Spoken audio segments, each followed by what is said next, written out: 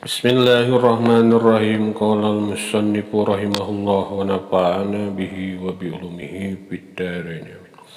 Fa in kila maka lamun dicarioskeun lakin lihada rizki tetapi na eta tetep pikeun ieu rizki. Al madmuni anu geus ditanggung teh asbabun ari pirang-pirang sabab. Hal yalzamuna nah wajib ka kami naon tolabul asbabi nyuprih pirang-pirang sabab. Kila diceroskeun lahi lahu ka itu qail la yalzamu ka tu wajib ka anjeun naon dalika itu tolab idlah hajata karana taya pangabutuh eta mujudil amdi keur seorang hamba ilahi kan itu tolab idillahu karena ari Allah subhanahu wa suci Allah eta yaf'alu midamal Allah bisa babin kalawan sabab wa bigori sababin jeung kalawan ayeuna tanpa sabab pamin ayeuna mangka eta ti mana yalzamuna wajib ka kami naon tolabus sababi nyupri sabab naon tolabus sababi nyupri sabab summa innallaha trasesuna Allah ta'ala eta domina nanggung Allah laka pikeun anjeun domanan mutlakon kalawan nanggung atanapi ngajamin anu mutlak min ghairi syarti tolabi kalawan tanpa nyaratkeun nyuprih kalawan tanpa nyaratkeun nyuprih atanapi neangan wal kasbi sareng kasab. Qala tos ngadawu Allah taala wa ma min dabbatin fil ardi illa 'ala Allahi rizquha wa ma min nabatin sareng teu pati-pati ari gegermetan fil ardi nu aya di muka bumi eta illa 'ala Allahi aing eta tetep ayeuna ti Gusti Allah rizquha ari rezekina itu dabbah. Semua kaifa yasihu teras kumaha bisa ayeuna sah non ayu marentah Allah al abda ka ayeuna seorang hamba bitolabi ma kalawan nyuprihna perkara layaripu anu teu uninga itu si abad maka nahu kana tempatna ma payat lubuhu maka terus nyuprih abad kana ma idla yaripu karena teu uninga itu si abad ayu kasbin ayeuna ayu sababin ayeuna kitu sabab nu mana min hati itu asbab teh rizquha naon rizquha rizqina itu ayeuna abad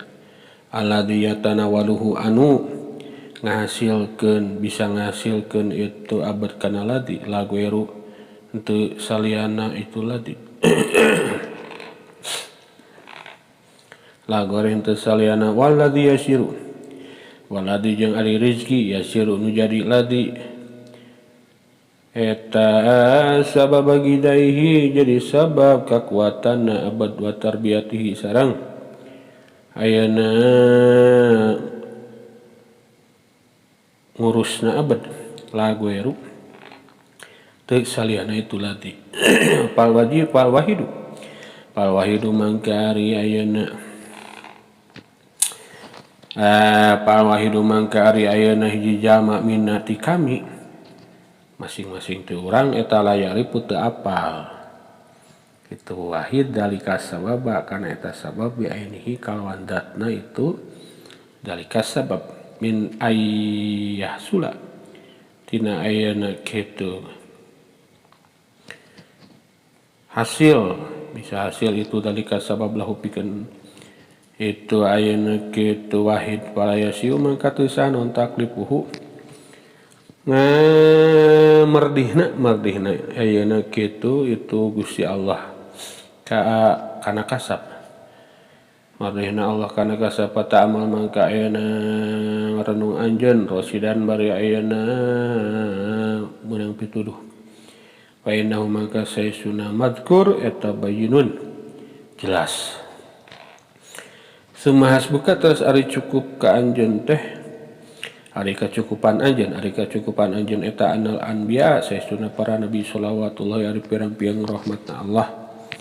eta alaihi muga tetep ka itu anbiya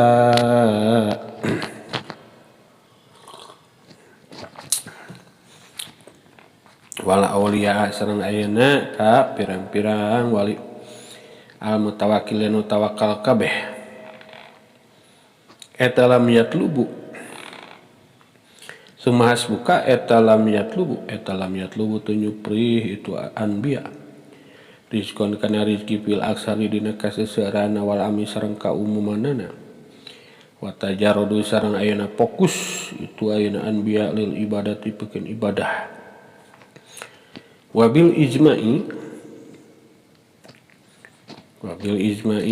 jeung ayeuna kalawan ijma'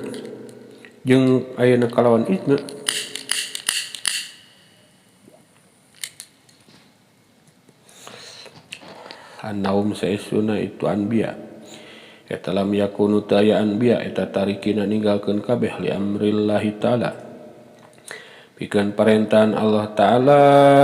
wala asina sareng teu maksiat kabeh lahu ta'ala ka Allah ta'ala bidalika dina itu ayeuna amrihi bidalika dina tu amrihi patabayana mangka jelas laka pikeun anjeun naon anna talaba rizki saesuna nyupir rizki wa asbabihi sareng pirang-pirang sabab rizki eta laisa taya itu talab eta bi amrin lajimin kalawan perkaran wajib lil abdi ayeuna keur seorang hamba